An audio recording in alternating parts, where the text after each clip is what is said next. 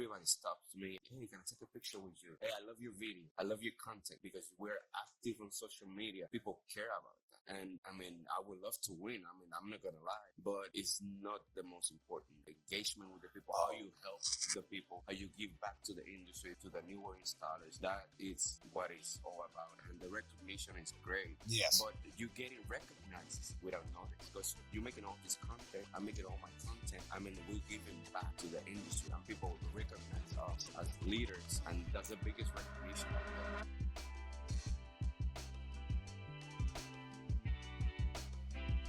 Hey, what's up, everybody? Welcome to the Born to Tint podcast with the Miller Brothers. Again, only one Miller this time around. Still at WFCT. Was able to sit down with Eliu from Tintbusters. Great conversation. Got to chop it up about the industry, competitions, how we all level each other up. Check it out. I had a couple people come up to me and they're like, I could see people trying to eyeball the tape measure. Really? Trying to guess. I'm like, I pulled it out. I'm like, there you go.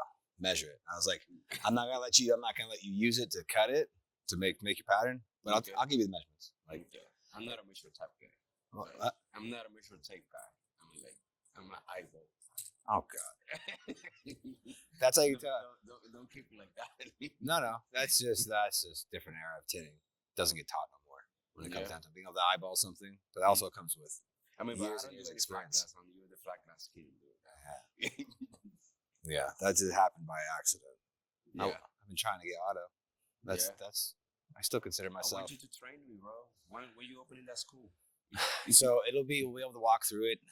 Actually, I gotta get back to my contractor. He actually texted me today. He goes, "Hey, we good to move forward? I can get you on schedule next week." So it's gonna start being built out next week. Everywhere else in the shop is painted and being rebranded. Like my shop's in disarray. Okay. It's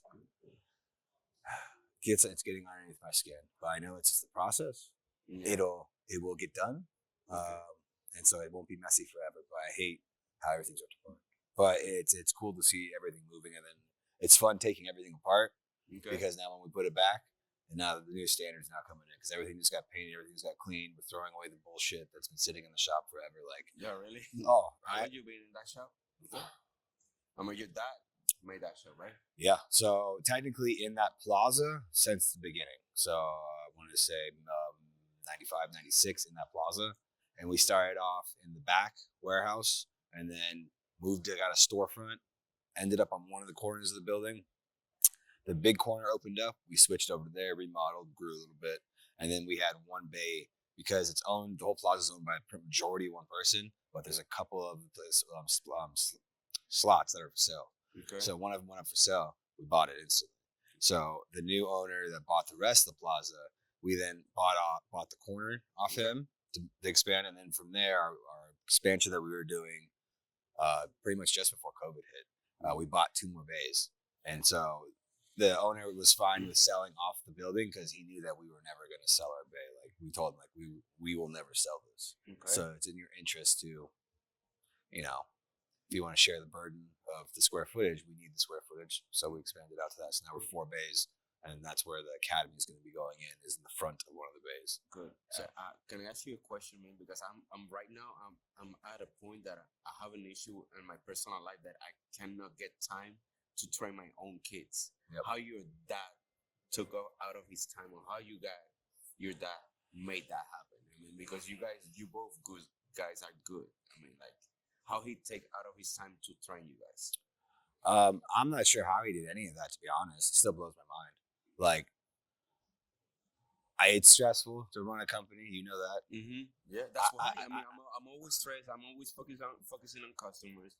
I'm always focusing on competition, industry-wise, and all that things that I'm going on in my life.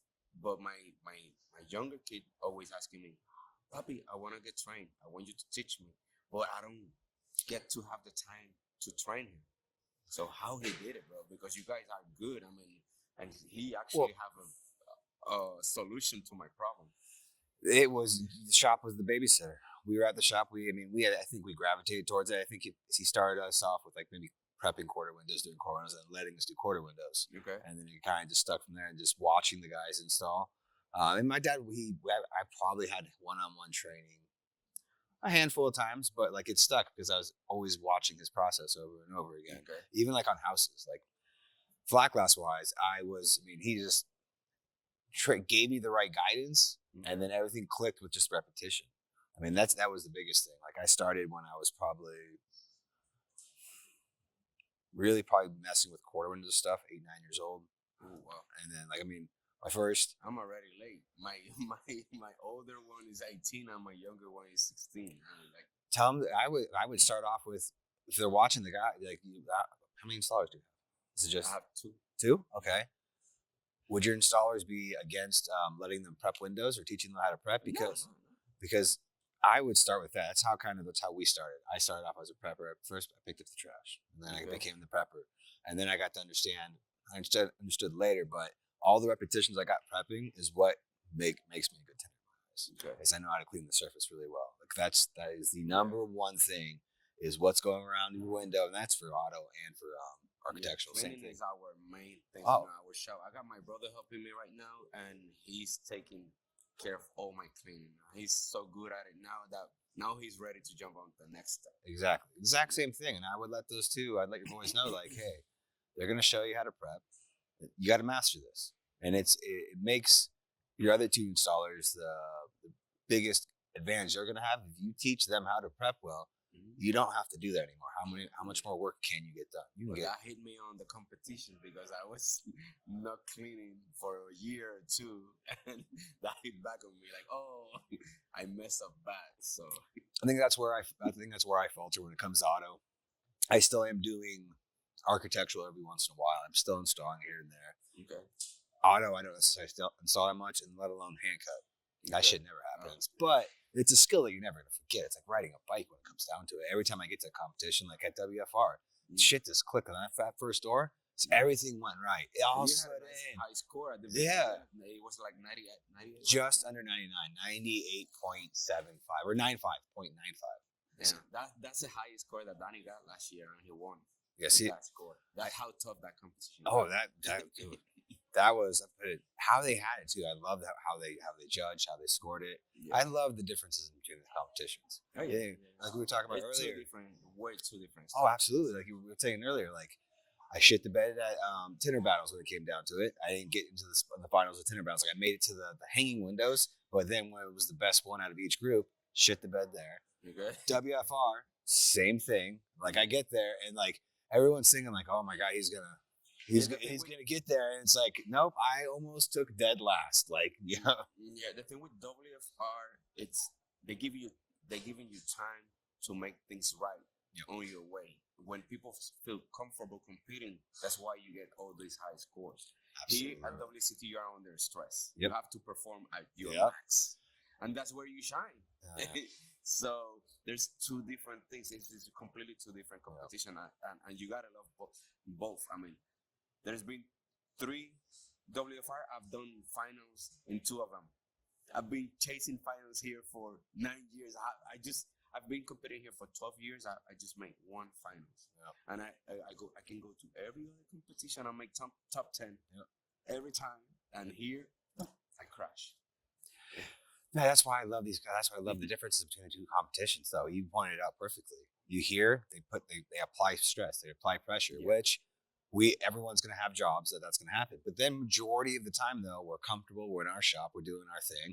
And we all know how good our work is when it comes down to it. So that's what WFR represents. They actually give you that time.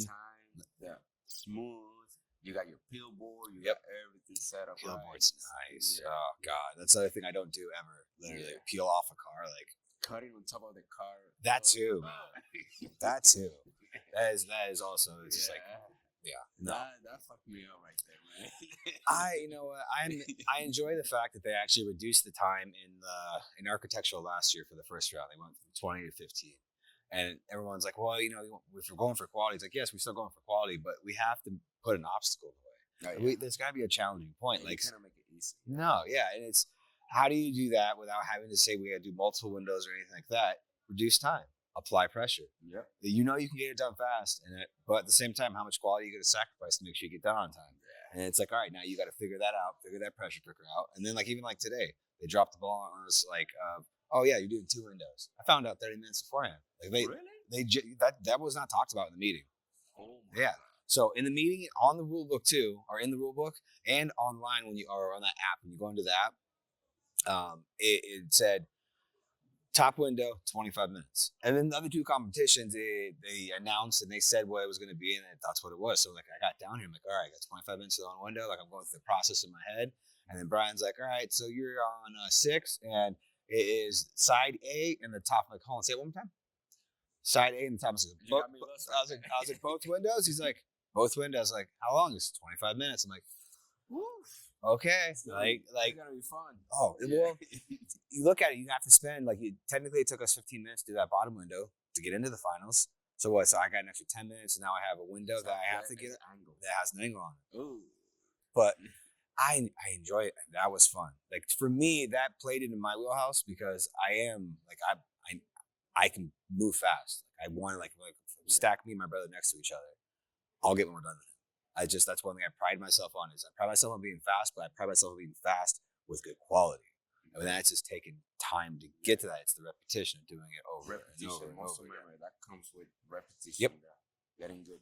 I have a question for you. What if you win this year? What's the plan next year? Coming back? You retire champion? What a messed up question. Before finding out where it's going to be next year, it was right off we of don't the know sunset. Yet. We're at WCT. Yeah. We don't know yet Yeah. who's gonna win. I mean, I'm asking the pressure question here, try to find out the champion's word out of the champion's mouth. What his plan? Before finding out it's going to be in Reno next year. Reno? It's in Reno. Ooh. So it's going back to the place where I won it for the first time, and it's in my state. So that is, if I somehow pull off back to back, that'd be the one thing that will linger in my head is, do I want to go back and defend my state, my home turf? That's where I won my first one. Woo. I got the goosebumps, dude. So and also too, I want to, now they're changing the frames too. This is the last time these frames are going to be used. They're changing the system. So I almost want to compete on the new system just to show it's like, all right, I didn't just get good at doing one style of window in this competition. I want to maybe win it with a different style window. So no, it doesn't matter what style window it is. Like the WFR ones, they change it up and they make it difficult. That diamond thing, bro, I've never seen that in my life. I have a feeling that's what's going to end up happening here. Is that finals window is going to be a shape, which that makes the most sense in the world. It's like really. What if it's a circle? That's easy. Yeah. That'd be fun. It would. If they did it like in a commercial setting too, like a commercial window, like up there, that deep set, a circle in that deep set, I would love to see how those windows come out in competition. That would be a WFCT, you have an idea right there. That would be challenging. That'd be challenging. That'd be really challenging because how do you tuck your film in? How are you going to trim that down? And don't let anyone pre-cut anything. I have a feeling that's going to go away next year at WFR. They're not going to let them pre-cut the diamond because I mean, it's finding those, especially in competitions. In my eyes, if you're really going after these competitions, get the reps in it, get used to the pressure situations, but also really read the rules, know what you can and can't do, and know, like, not to say find your gray areas, but if when we get our film, I can cut my pattern. So if I compete one year and I remember the measurements, I write them down. Next year, I can go and confidently have my patterns cut, ready to go to the proper size. Yeah, because they're using the same frame. Yeah. So, like I said, I'm gonna changing the gaskets on every round, or it is the same. No, of this, yeah, same numbers. They're all cut to all hell. So like this will actually have to go under time because I'm never gonna need it again. This is the pattern for the top window. Like I kept it and I keep it folded up to where I can pull out my factory edge and I factory edge that angle. Like to me, that's the only way to do that window, especially when I do it fast. Like trying to pre-cut or trying to cut all four sides, you're gonna get trash on the top of the window. Trying to factory the side, I think I did that in 2015. I think I factoried the long side and I just cleaned the living hell out of the top. I think I just got lucky, if I'm not mistaken. I suck at flat glass.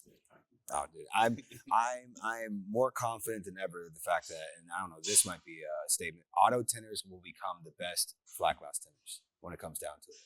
Because, like I said, I looked at myself, and I still do as a primary as an auto installer. That was like the one thing I loved doing. Yeah. Like I knew how to do flat, it wasn't really my thing, but like auto was the thing I learned first, and like I'm always try to perfect auto. And then I became the flat glass installer because I understood what money you can make with flat glass. Okay. When it comes down to like putting square footage up. You know, if you have a bunch of square footage, you can make some money. You know, So it was technically I've converted from being like I'm mainly auto, and then I went after flat stuck, and I got really good with flat past there. But I attribute that though to my auto, like being a good. You understand the concept of tinting, like that. It's I don't got to explain to you contamination, why we're cleaning the window, why is it important. Like auto installers are going to clean, they're going to be the best preppers because you have to get into door panels, you got to get into like it felt like. So it sets you up on the right path. What gives me issues working with the big panels of tint, you know, because they're bigger patterns. I mean, like on cars, you got your back window, but you can roll it or you can lay it on top of the glass. Drop roll. And then people are going to say that certain films aren't going to drop roll. If anything, definitely we clipping this. I want to know which films people are going to say don't drop roll, and then I'm going to hunt down samples, and I want to make a video of me doing it. There probably is a few like Clear Frost. You're not drop rolling Clear Frost like Solar Guards. It's removable adhesive. Okay. That's not drop rolling. I heard some people are having issues dropping edge. I would love you to try that. I'll do pristine. I sell Pristine 70. That shit drop rolls easy. Like easy. Is that one of the issue films? It's Pristine? Yeah, that's what I heard. I mean, I don't do flat. I mean, but I did edge and I didn't have any issues with it. But yeah, I like the way Pristine installs. It's a good film. That drops easy. It's all about you have to roll it depending on, I guess, the tackiness or the release of it itself. Like when you're peeling the window, you can feel it. So you just gotta roll it out more.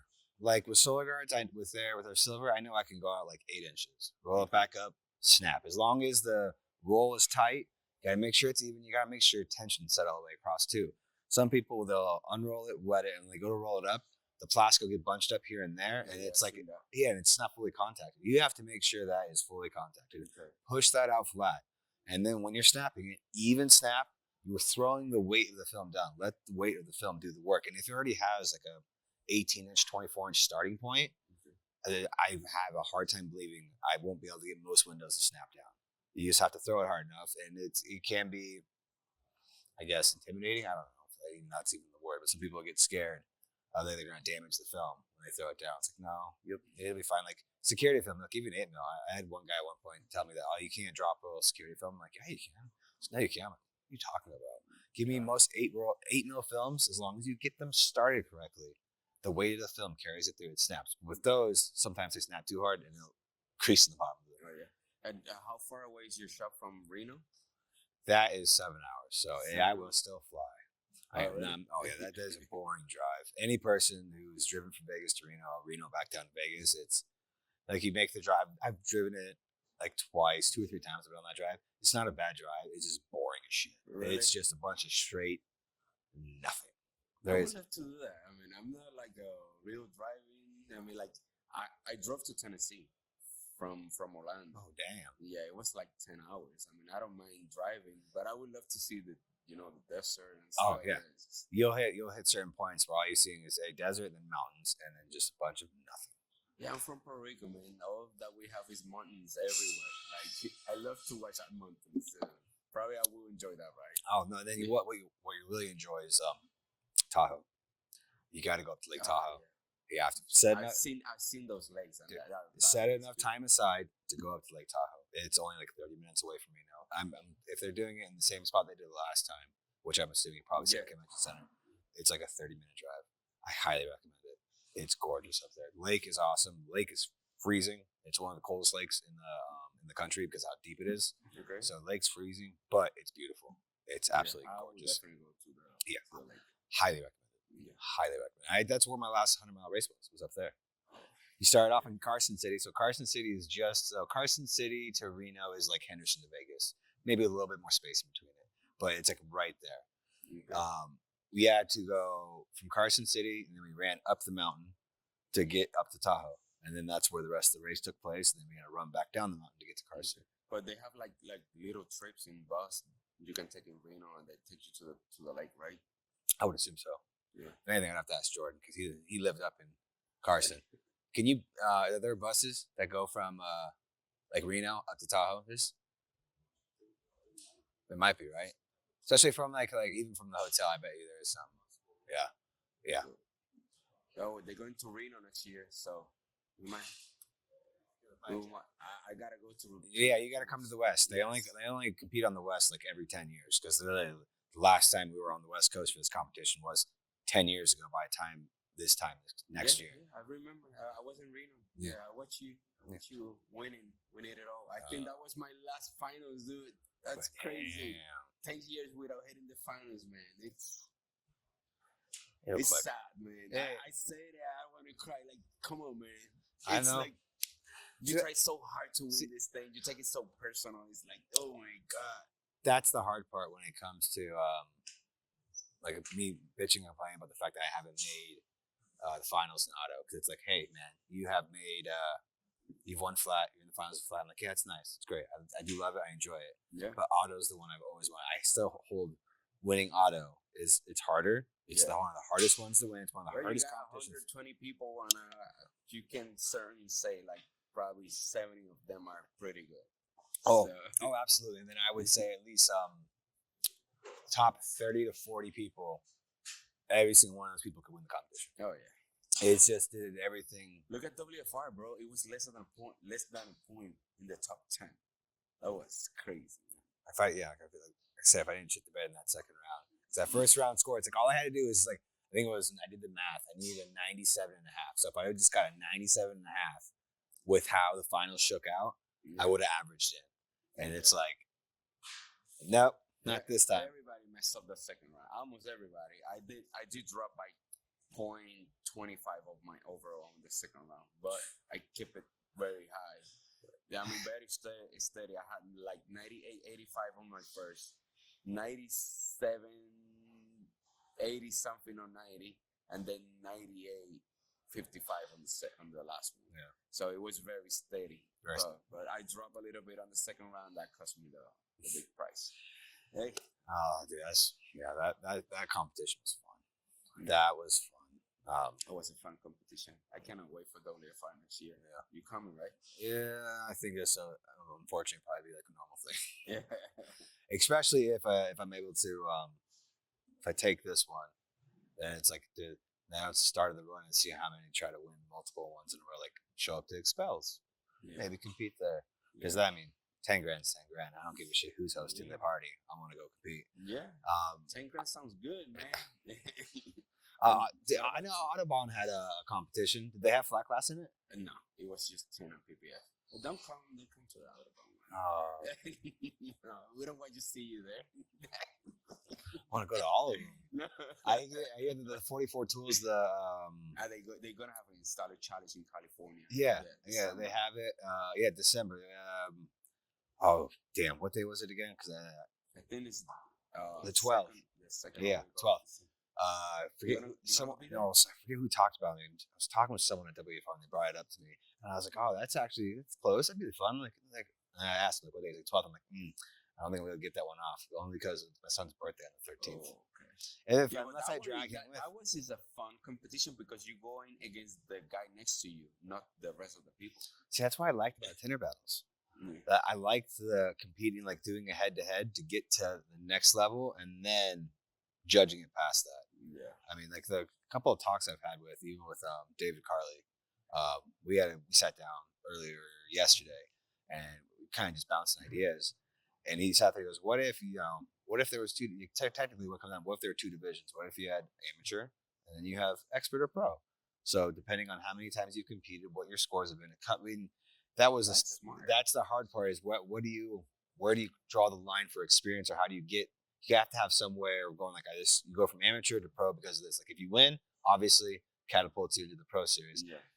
I love that idea only because I know there's probably installers that don't come compete because they think like, well, not necessarily like, oh my God, we're all so amazing, but like in their mind, they see just a list of killers and they're just like, why? I'm good. And like, they just get like, I don't know. I don't think I want to compete. And it's like, you have one division where it's like entry, get in. And then you have next division where it's like the guys that have been in the game the longest, to where it's like, and then you go up to that. He pitched that idea. That's a smart idea. And then you do it within every competition. You get WFCT on board, you get WFR on board, you get Tinder battles on board, and make it to where, depending on what competitions you go to, you do technically do it with all the competitions, to where if you go win one of the competitions, you earn points But the hard part again is how do you come up with that point system? Yeah. And then you got to get a bunch of different brands and then companies that say, hey, that's a good idea. And you're gonna have to have a board of guys that are going to come up with the rules of what that would be. But like that is like I stretch out into the future, but that would be fun. And I think that would help the industry in my eyes. Yeah. Like I think that's a great idea. Bro, I need to make a pause. I need to go to real quick. Break time. We're back. Yeah, what were we talking about? Yeah, that's the only thing why we pause. Like we can get a little lost. No, I was remembering, and then we started talking, and then right on the top of my head now. I know we were just talking about Erik from Tintwiz, how amazing he is. Erik, Erik is the GOAT. Oh, dude, I love what he's done to our industry, and like I don't think I've told him he's done. No, he's still doing. Oh no, but like the impact he's already made on our industry. Oh, yeah. What he's done is like I don't think anyone kind of understands how big of an impact it really was, because you have to let it play out a couple of years to see how it evolves. Yeah. But already how everything is more, all right, let's help each other out instead of telling you to piss off. Like in my early years of being a tinter, like industry was cutthroat. Yeah. Even with brands, tint. If you were with a Solar Guard dealer, you were a Solar Guard dealer. If you sold something else, they stopped selling your film. And then like almost every brand was doing that. Yep. And now it's at a point where it's like, no, I'll buy a lot of your film, but at the same time, if I can get I'm not going to buy this film over here because I'm getting it cheaper. I'm buying this film over here because they have a film that you don't have. Exactly. It doesn't solve my issue. I'm not going to lose my customer because I'm going to say, well, I don't have a product to sell you that's going to make sense. And it's actually going to solve the problem. Like, and I'm going to sell whatever my customer wants when it comes down to it. You know? Good. And getting back to Erik is this guy. I mean, if you don't know Erik Devash, I don't know where you live, but Erik cannot hold anything for himself. Like he always giving back to the industry. Like at the point that I don't know how he makes any money. Like I see all that he does at these events. It is crazy. Like the amount of money, the amount of dedication, the amount of support to everyone in this industry. Erik Devash is the GOAT. Like everybody loves him. Oh yeah, no. What he does. I mean, I was at WFR because of him. I hit him up in a text like after we did that live Facebook, and like they were like, oh, they got 13 people in flat class, and I was like, all right, it makes sense if I go compete, because if I can win or I can go do something, get content. Win is obviously a plus because it adds to the reputation for the academy. Yeah. So okay, I just sent Erik a text. I was like, hey man, I understand if it's no, but I was thinking about going to WFR. Would you sponsor? It's like, but the thing is, you get to a point that, I mean, the recognition is good, but I don't think people care about it as much as we think they do, because I come to these events, I haven't won shit, and everybody stops me like, hey, can I take a picture with you? Hey, I love your videos. I love your content. I mean, because we're active on social media, people care about that. Yep. And winning is good. I mean, I would love to win. I mean, I'm not going to lie, but it's not the most important. The engagement with the people, how you help the people, how you give back to the industry, to the newer installers, that is what it's all about. And the recognition is great. Yes. But you're getting recognized without noticing.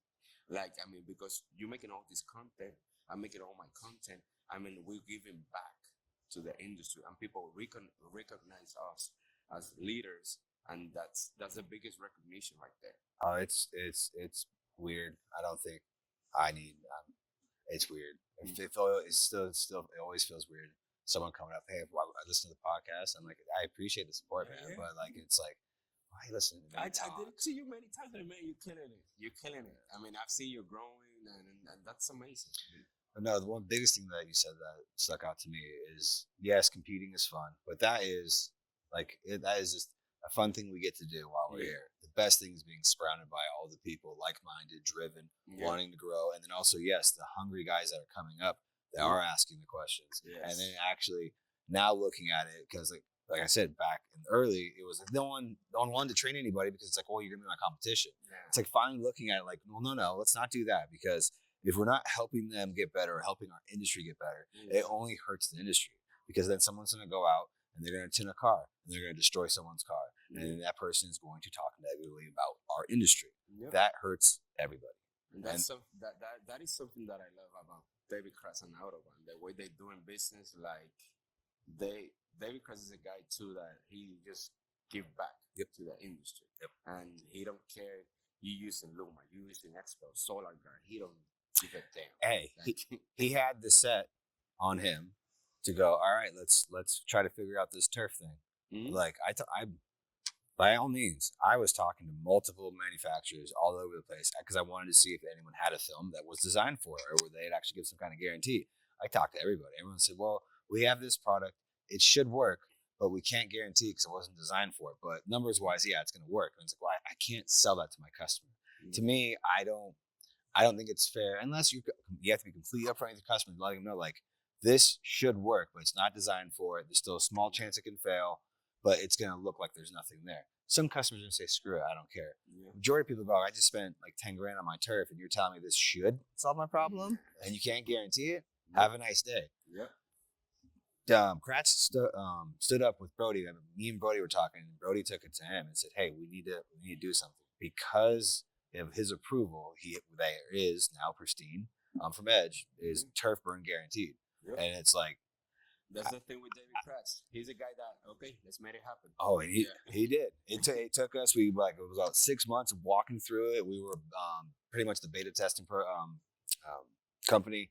We were doing jobs. And as we were doing the jobs, we would take pictures of the windows. They go straight to Brody, from Brody to David. And like, it was, everyone saw windows before we put anything on because they wanted to know which way it was facing, how much sun exposure is it getting, how far away from the house it is, so they could keep all that data to see if anything goes wrong. They can only guarantee so much if they know it's going to fail at a certain rate.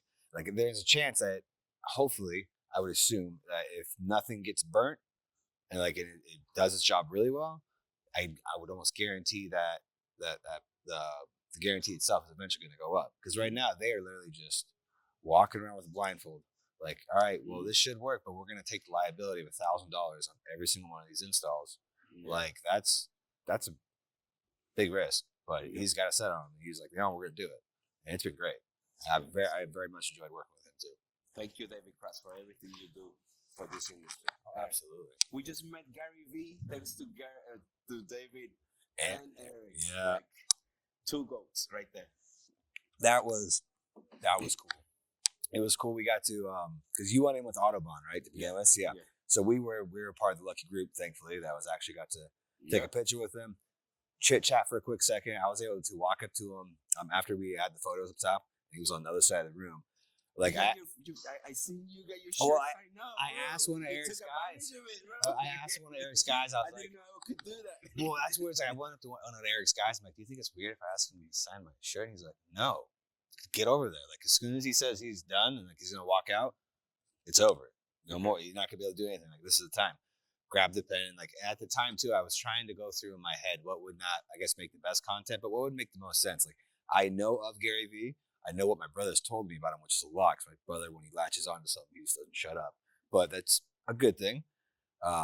And I followed most of Gary's content. I've consumed some of his books, but not enough to talk to him in this way to be like, oh yeah, I know exactly what you've done. Mm-hmm. So it was like pretty much just him walking up to him and letting him know, like, hey, thank you for like influencing my brother, because my brother told me we should have been doing this podcast years ago. We finally actioned it, and everything that you're talking about, it's working. Thank you. And it's happened. Yeah. That's the thing, that the guy has a vision to the whole social media internet thing. Dude, it was nice sitting through that and hearing that and realizing, like, okay, we keep doing what we're doing. Like, keep plugging away. Be consistent. People get discouraged when they don't get the views, when they don't get the engagement stuff. I mean, you cannot get discouraged. I mean, social media is a roller coaster. Sometimes it works, sometimes it doesn't. The algorithm changes. Yep. And it messes you up, and you have to change your style. You have to tweak here and there, but consistency is key. Yep. So. No, we've seen dips, which I'm gonna say it was because our consistency dipped, because every time that has happened, either being busy or losing videos, stuff like that. But we get lazy. I get lazy all the time. I get lazy all the time. Sometimes I stop posting for 3 or 4 or 5 days and get hit on my reaction, so I pay the price. Yeah. I don't know. Our leads you'd see our leads dip down like 20%. And then all of a sudden we get back on it, and all of a sudden it goes back up that 20%. You're like, well, we know what happened here. We got lazy. But no, I only wish I would have got up faster to ask my question, because I was going to shamelessly plug I had to leave without the question because I was going to compete. Oh, yeah. I missed the whole final of the. I want to get that first part from you so I can give it to my brother. His speech. I know you have it. We have it all. Yeah, I want to get that from you so I can give it to my brother. But no, so after we went to Q&A, I didn't get up, and then the line started forming because he pretty much said, hey, if you got a question, you might want to get in line now. Like, I'm not going to be able to make it through all of you, so, like, move quickly. And, like, all of a sudden, line started developing, and then I asked him, should I go ask questions? Like, yeah. And I was like, what? And, like, I couldn't think of anything. And he texted me a good idea, or he told me LinkedIn, because at the time, Gary was pushing, like, he told me, he's like, getting LinkedIn. So I was going to tell him, hey, so I met you a little bit. We just met in the other room. I did a quick video. We've already put it on our Instagram. Drop our Instagram name. And should I take a video like that and put it on my LinkedIn? And I just wanted to see what he said, because he was saying, like, action didn't do it. And it's like the fact, like, by the time we sat down, he was like, what do you think? He's showing me the reel. I'm like, did you just make that? And he's like, yeah. I was like, dude, drop that shit right now. That's awesome. Like, and you guys did it quick. Oh. I mean, like, I told my kid, like, why you not doing this? I mean, you should get faster. No. Blame him. I blame him. No, that was awesome. That was cool. I think we ended up tagging like as many of his companies as we possibly can to hopefully come on, collaborate. You can do it. I should start the LinkedIn thing. He was pushing it hard. So. I do it. I mean, every time.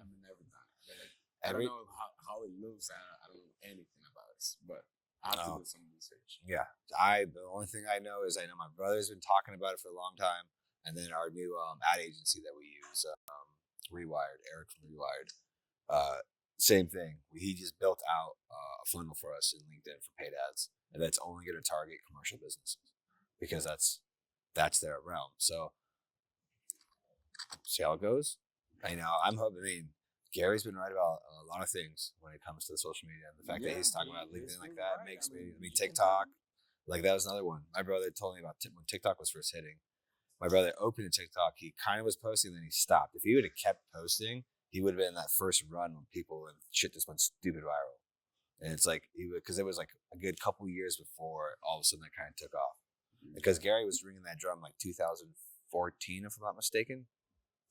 2015 right done. Like, imagine if you started TikTok back then, you'd be 10 years into that account. Like, and that's just consistently posting the videos and what the algorithms develop themselves where they've gotten to. Mm-hmm. You'd be killing it. It's annoying. Well, we're gonna get there. Yeah, we're gonna get there eventually. Step by step. It takes time, bro. It takes time, and the thing is that our industry is such a small niche. Yep. Not everybody is not open to the public. So not many people care about window tint. And I'm going to push back on that though. No, they don't want to say they don't care about what it's doing. But if you take a video of yourself doing an install and just post that, that's entertaining. You are doing a craft. You are doing a skill. And no matter what, even the dum-dums are on there like, oh my God, they'll have a competition for anything. Well, it worked on you because you watched this whole thing. And then you took time out of your day to actually comment on the video too. Mm-hmm. It's going to keep feeding you that stuff when it comes down to it. But that's the stuff that's captivating, is like when you see the action of someone doing it. I mean, yes, you throw your educational one in there here and there to drop little ideas, like, that's what I try to always do. I mean, like, because I learn a lot from these competitions from the older competitors. I always get tips. They don't hold back on anything. And I say, you know what? When I learn and when I grow, I want to give back to the industry. Because if it wasn't for these events, if it wasn't for these people, I wouldn't be here. And I would not be doing this, and would not be this good. So that was my main goal when I started this social media thing. Just give back to the people and entertain people. It's now everything is entertaining. Like, you gotta make it fun. I don't know how, because I don't like to clowning around. I mean, I don't like to do stupid shit or stuff like that. It's like I like to do it in an entertaining way, but without being a clown. No, that's the line. That's the line to cross. I mean, entertainment. You got Carlos. You got Texas Squeegee. Like, when he's a Texas Squeegee, dude's out there. Yeah. And then when you talk to him, like, normally, Yeah. you're like completely different. It's Yeah, like it's not crazy. bad. Like sitting down and talking with him on the podcast was really cool. Like actually really getting to know him. Yeah. Like his whole back. It all makes sense when I found out his backstory when he was on the podcast and told us about his entire backstory, how he He's got a very into it. talented guy, bro. He's a very talented guy. Very smart. How he engages with it is the reason why his content hits the way it does. Even if you look at his personal page, it's got ridiculous numbers on it. Like he's entertaining. He understands that little factor of how to push it and grab the attention. Yeah. Dude, smart. Yeah, but he does it in a way that he's not clowning around or doing stupid things around. Like, Gotta have that every once in a while just so it's fun. But yeah, no. No, we've had multiple concepts of videos that if I could stay in character, it would be hilarious. Like, you ever seen Dodgeball with Ben Stiller? All right, so that character, do that, but with a tint. Instead of Welcome to Gold Gym, Welcome to Green Valley. Like, and develop a whole script through it. But the problem is, I'll get 2 lines into it, I'm gonna start laughing. Like, I can't be that. I can't go that like hold that character for that long. I can only do it for clips. Like maybe one-liners. Try it. Oh god. Believe me, I'm gonna eventually attempt, but it's always still the hardest thing. Is like as soon as you get the camera out, and all of a sudden you have a mic on, it's just like Yeah, but that's the thing. I mean, like, who you want to be entertaining? You want to entertain your customers, or you want to entertain the industry? Because that's where the things get mixed. If you want to keep it professional, or you want to keep it entertaining. Because when people like you walk in, you're looking for big contractors. Yep. They're not looking for entertaining. They're looking for professional looking. You are right there in that position. Like, okay, do I want to be entertaining? Or do I want to keep looking professional? So that's why most of the time all those videos, like we did one here, Armando, down in the gym, we held the cable and make it look like we were doing a workout with a squeegee, like squeegeeing the window, and then we clipped it into him squeegeeing the window here.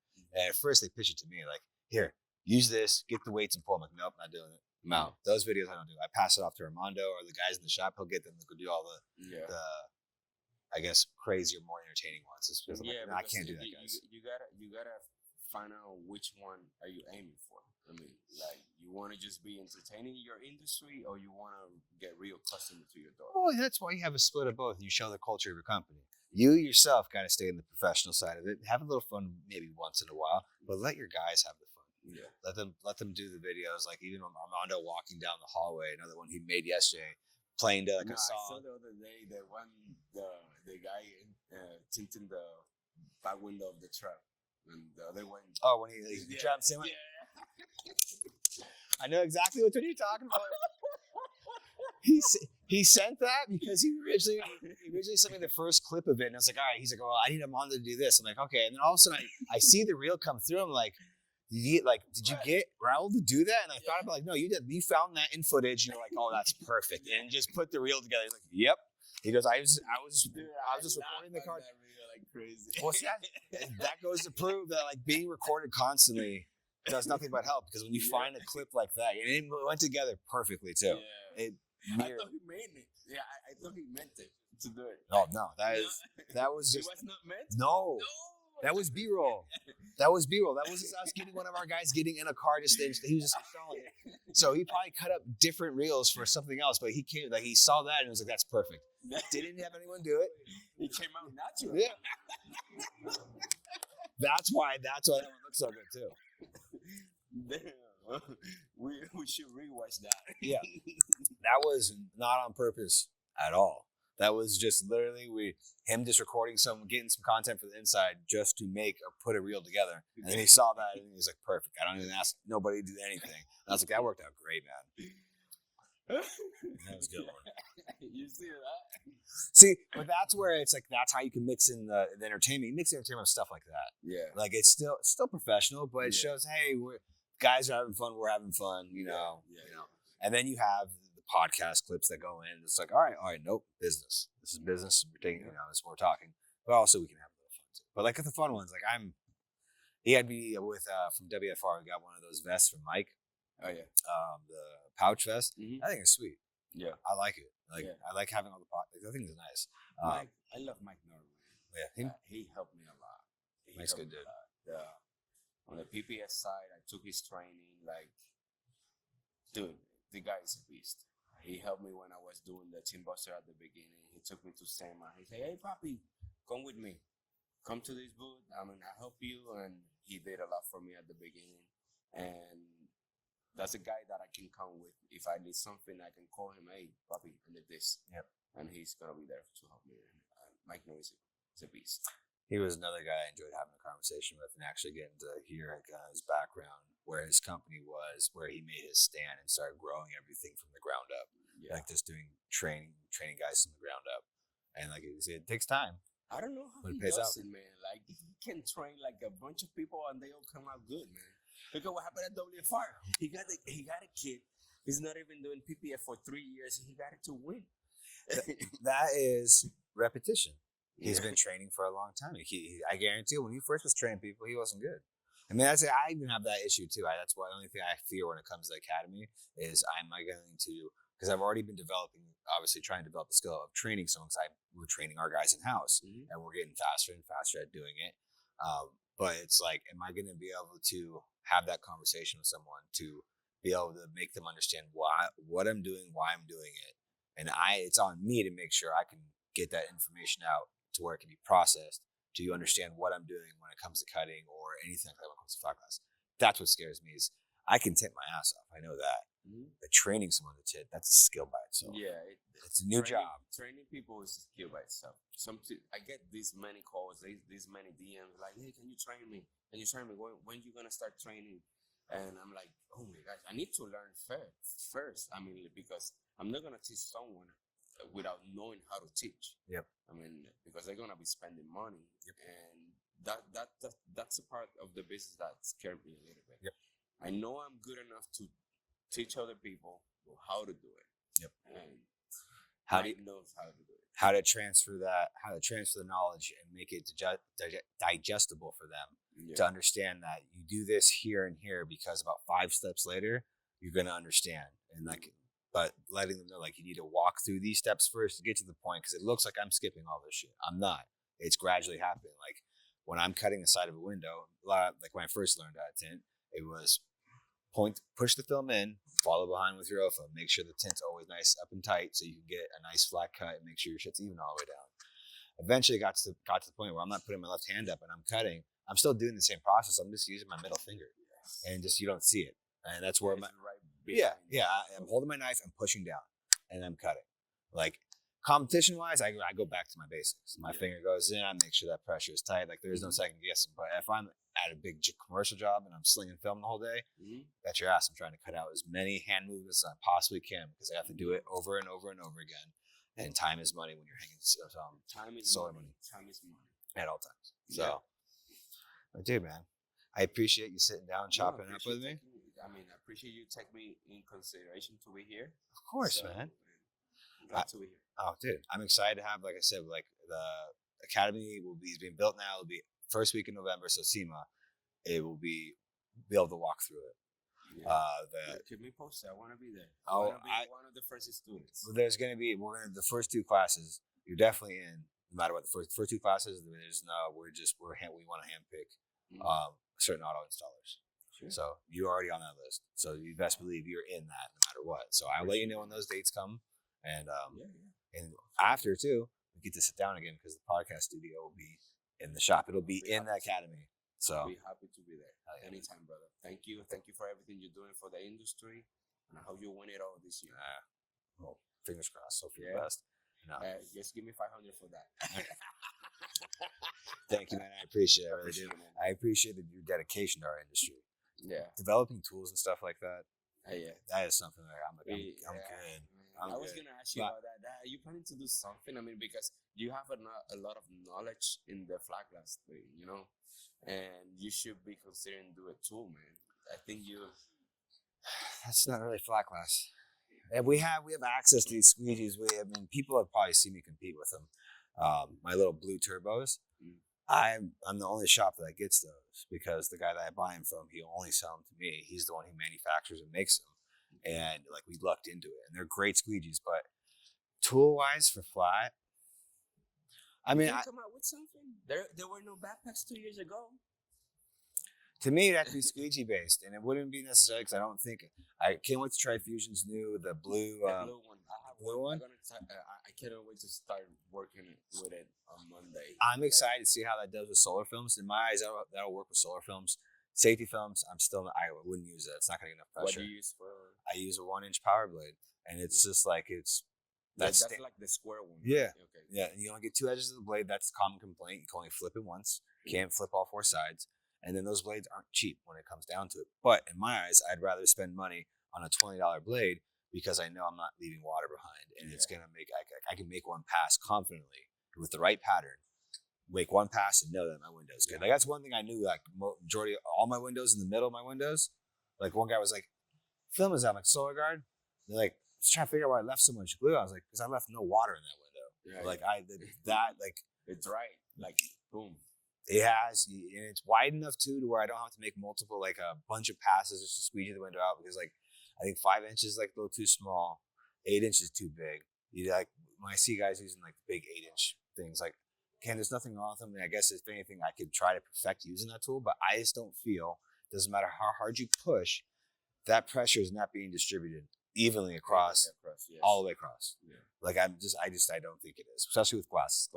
Glass pushes in. Yeah, it bends. Yeah. So I think my power, I think the 6-inch. Yeah, it's a 6-inch. So I think 6 inches is like the perfect spot. And then I like how the fact that blade's thick, and then like, it's just a squared edge. So you get that one like a 1/2-inch block, and then you just got that square edge. And actually, since 2015 is when I first started using that squeegee. I've never changed since. I've dabbled with other people's stuff. Okay. I've used fusions. We use fusion in the shop for auto. Yeah, I use fusion for all of our auto is fusion. Thank you, Jordan. Yeah, thank you guys. Appreciate you guys. The same. They're just like Erik too. How much they give when it comes down to it. Like I walk by and she's starting to throw me. That's the thing in this industry. You got people that care for other people. Yeah. And Nate, Mike Nord, David Cross, Erik. Yep. I can keep mentioning people. I mean, but those are the ones that come to my mind now, and I love it. That it's like this, and we're not enemies anymore. Yeah. Like before, like. No, the culture was like that. Like absolutely, it was. Absolutely, it was. That's the one thing where I love the way our industry's going. To me, it looks like nothing but growth, and it's get rid of the petty bullshit when it comes down to it. We're all here to get the job done. At the end of the day, I mean, if we help you or you help me, we all make money. We're happy. We provide to our families. Yep. And then even within that, like everyone, it pushes everyone to do something better, make something better. Yep. Always look to improve, and everything around is going to get better together. There's no reason it has to be one thing. It makes no sense. Very happy to do it. Dude, I'm with you. Appreciate it, man. Hey, Rick, thank you very much for having me here. I cannot wait to see the training school. Yeah, I'm excited, man. Yeah. I'm nervous as shit, but I'm excited. Let's go. Thank you, man. Appreciate it, man.